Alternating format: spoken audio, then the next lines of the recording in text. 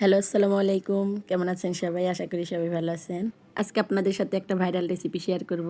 ডিম মসলা। এর জন্য প্রথমে আমি কয়েকটা ডিম সিদ্ধ দিয়ে দিয়েছি। এখন মশলাটা রেডি করে নিব। প্রথমে আমি শসাটাকে সিলে কুচি করে নিয়েছি। এরপর গাজরটাকে কুচি করে নিয়েছি। আপনাদের হাতের কাছে টমেটো থাকলে আপনারা টমেটোটাও অ্যাড করতে পারেন। আমার কাছে ছিল না, তাই আমি অ্যাভয়েড করেছি। এরপরে কিছু ধনিয়া পাতা কুচি দিয়ে দিয়েছি, কেননা সব খাবারে আমার ধনিয়া পাতাটা ভালো লাগে। এরপর 2টা শুকনা মরিচ পুড়িয়ে নিচ্ছি। এরপর শুকনা মরিচটাকে বিট লবণ দিয়ে গুঁড়া করে নিব। এটা গুঁড়া করার সময় এত সুন্দর একটা স্মেল বের হয়েছিল, কি বলবো।